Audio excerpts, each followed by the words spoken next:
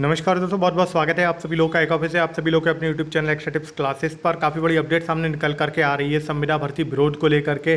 जैसे कि आप सब लोग देख सकते हो थंबनेल में भी यहाँ पे मैंने लगाया हुआ है कि विरोध करने वाले देशद्रोही हैं, ऐसा एक कथन जो है सामने निकल करके आ रहा है। ये बात जो बोली गई है वो योगी सरकार के मंत्री के द्वारा बोली गई है और देख सकते हो आप लोग कि लगातार विरोध पे विरोध हो रहा है और इतने दिन हो गए हैं, लगभग एक वीक के आसपास होने वाला। लगातार कैंडिडेट्स विरोध कर रहे हैं और बीजेपी अपने स्टैंड पर कायम है और उनके प्रवक्ताओं के द्वारा लगातार इसी तरीके की बातें बोली जा रही हैं कि भाई जो विरोध कर रहे हैं, एक तो ये असली कैंडिडेट्स विरोध नहीं कर रहे हैं, विपक्षी पार्टी के कार्यकर्ता हैं ये, इसके अलावा चंद लोगों के लिए ये फैसला जो नहीं बदला जाएगा। तो तमाम तरीके की बातों के बीच में इस तरीके की बात भी सामने निकल करके आ रही है कि जो विरोध करने वाले जितने भी नौजवान हैं वो सारे के सारे देशद्रोही हैं, ठीक है। और ये फैसला जो भी लिया गया है संविदा भर्ती को लेकर के ये बिल्कुल नहीं बदलेगा। जैसे कि कल ही मैंने आप लोगों को एक वीडियो में बताया था कि बीजेपी के एक प्रवक्ता के द्वारा ये कही गई थी बात कि ये जितना भी विरोध प्रदर्शन हो रहा है इसके पीछे विपक्षी पार्टियों का हाथ है और सारे के सारे जितने भी छात्र हैं वो उससे सहमत हैं, ठीक है। तो आज मैं दिखाता हूँ आप लोगों को एक छोटी सी क्लिप जिसमें आप देखेंगे कि एक सपा के सांसद हैं, उनके द्वारा भी ये मुद्दा जो है बेरोज़गारी का संसद भवन में उठाएगा। तो ये काफ़ी अच्छी बात है कि इस तरीके के पॉलिटिशियन लीडर्स भी हैं जो कम से कम हमारी बात को संसद भवन तक पहुंचाने की कोशिश तो कर रहे हैं। इसके अलावा आप लोग ये भी देखें कि किस तरीके से विरोध प्रदर्शन और ज़्यादा उग्र होता चला जा रहा है। तो इस वीडियो को आप लोग देखिएगा, उसके बाद में आगे की चीज़ें आप लोगों को बताता हूँ। बहुत ही महत्वपूर्ण मसला है, मैं बहुत कम समय में कहूँगा। लॉकडाउन के कारण देश में छोटे बड़े कारखाने के बंद होने से, कारोबारियों का कारोबार बंद होने से करोड़ों लोग बेरोजगार हो गए, उनके परिवार बिखर गए।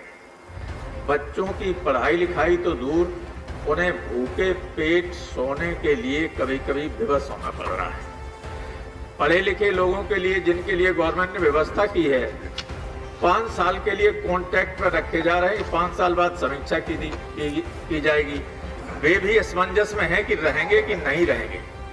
नतीजा ये है कि लोगों में अवसाद बढ़ रहा है, निराशा बढ़ रही है, मानसिक तनाव बढ़ रहा है और हताशा की स्थिति में जी रहे हैं बड़े पैमाने पे लोग। और नतीजा ये है कि वो आत्महत्या की तरफ बढ़ रहे हैं। मैं उदाहरण देना चाहता हूँ कि इन 4-5 महीनों में कोविड की वजह से अकेले नोएडा में 44 लोगों की मृत्यु हुई है, लेकिन आत्महत्या की है 165 लोगों ने कल तक। ये स्थिति है। इसलिए मैं गवर्नमेंट से आपके माध्यम से अनुरोध करना चाहता हूं कि जो लोग लॉकडाउन की वजह से नौकरियों से, मजदूरी से अलग हो गए हैं, उनको प्रतिमाह कम से कम 50 और 15,000 रुपया भत्ता के रूप में दिया जाए ताकि मोदी पकड़ो।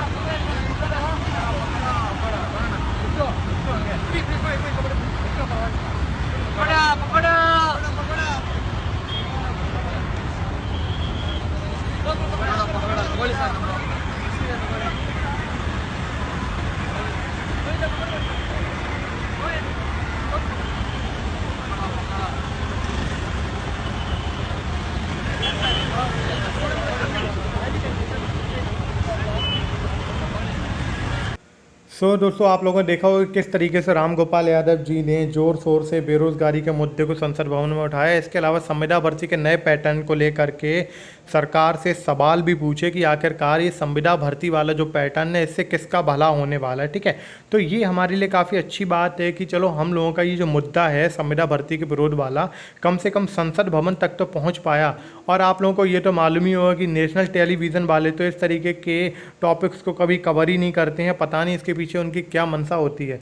और अभी तक बीजेपी का तो यही कहना है कि जो भी ये विरोध प्रदर्शन चल रहा है संविदा भर्ती का, ठीक है, तो इसके पीछे विपक्षी पार्टी के कार्यकर्ताओं का हाथ है। जो रियल स्टूडेंट हैं वो बिल्कुल सहमत है संविदा भर्ती वाले पैटर्न से, ठीक है। और सरकार अभी तक इसी बात पर बिल्कुल अपने कायम है कि जो संविदा भर्ती वाला पैटर्न है ये इसलिए लागू किया गया है ताकि योग्य उम्मीदवार का चयन किया जा सके। अब ये तो आप लोग भी जानते हो कि कितना ज़्यादा संविदा भर्ती वाला पैटर्न सही है और कितना ज़्यादा गलत है, ठीक है। इसके अलावा दोस्तों एक बात और मैं बताना चाहता हूँ आप लोगों को, कुछ दिनों से जब से मैं ये टॉपिक पर वीडियोस बना रहा हूँ तो बहुत सारे ऐसे कैंडिडेट्स के भी कमेंट्स आते हैं जो कि अभी तक ये मानने को बिल्कुल बात तैयार ही नहीं है कि जो संविदा भर्ती वाला पैटर्न है ये उनके लिए गलत है, ठीक है।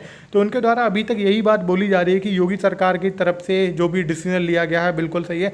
तो आप लोगों से रिक्वेस्ट ये है, प्लीज़ आप लोग ज़रा ध्यान दीजिएगा, अगर आप लोग भी इस तरीके के कमेंट जब देखा करें कमेंट बॉक्स में तो आप लोग भी अपनी तरफ से उनको रिप्लाई ज़रूर दिया करिए, ठीक है, ताकि उन लोगों को भी मालूम पड़े कि वो कितना गलत सोचते हैं अभी तक योगी सरकार के बारे में, ठीक। तो प्लीज़ आप लोगों से रिक्वेस्ट है कि इस तरीके की वीडियोस को आप लोग ज़्यादा से ज़्यादा शेयर किया करो। शेयर करने का फ़ायदा ये होता है, देखिए बहुत सारे ऐसे भी कैंडिडेट्स होते हैं जो कि ये जो करंट में टॉपिक चल रहे होते हैं उनसे अनजान होते हैं या फिर अपनी राय नहीं देना चाहते। तो प्लीज़ आप लोगों से रिक्वेस्ट यही है कि एक तो आप लोगों को जो भी लगे, ठीक है, किस तरीके से सरकार को सबक सिखाया जा सकता है ये तो आप लोगों को कमेंट करना ही है। आप लोगों की क्या राय है, ठीक है, ये संविदा भर्ती वाले पैटर्न कितना ख़राब है कितना सही है, ये आप लोगों को भी कमेंट बॉक्स में लिखना चाहिए ताकि हम लोगों को भी पता लग पाए कि आप लोग कितना सोचते हैं सरकार के बारे में, किस तरीके की मंशा रखते हैं अब प्रेजेंट कंडीशन को देख करके। देखिए पहले का जो समय था वो अब नहीं है, क्योंकि आप लोगों को मालूम होना चाहिए कि अब सरकार आप लोगों के अहित का काम कर रही है। संविदा भर्ती वाला अगर पैटर्न लागू हो गया बेटा, सच बता रहा हूँ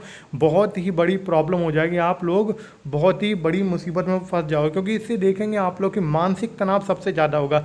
एक तरफ आप जॉब कर रहे होंगे, ऊपर से ये भी टेंशन नहीं कि जॉब से कब निकाला जाए, क्योंकि अगर 60% नंबर ना आए हर 6 महीने में तो आप लोगों को कभी भी निकाला जा सकता है और इससे बड़े पैमाने पर धांधली भी होगी, ठीक है, भ्रष्टाचार बड़े पैमाने पर होगा।